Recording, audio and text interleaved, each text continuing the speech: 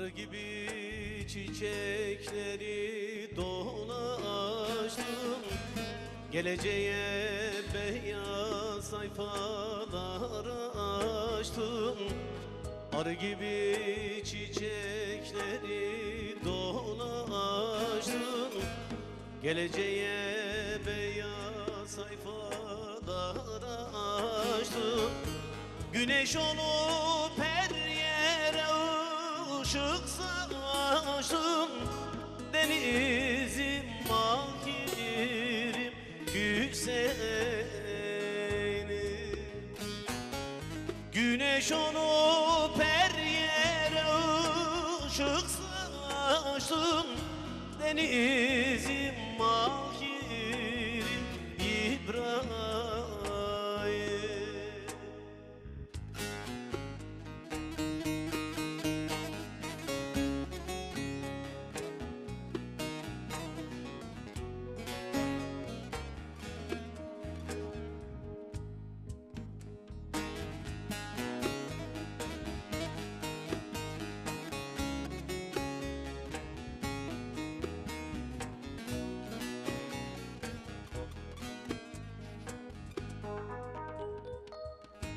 Yetim hakkı, garip hakkı yememiş, zalimin zulmüne boyun eğmemiş.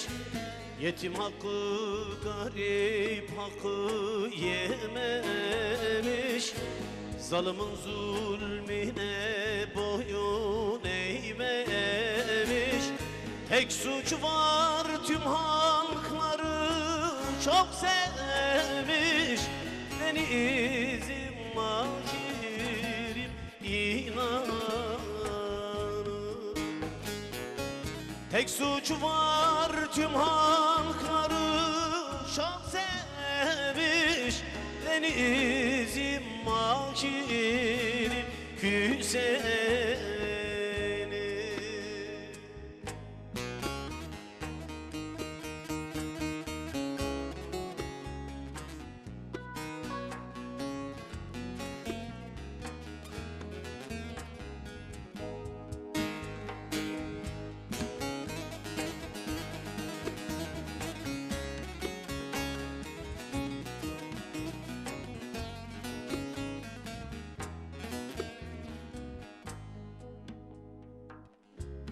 Aşık Cem'im size inanıyorum,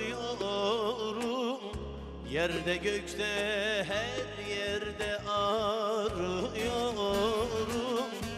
Aşık Cem'im size inanıyorum,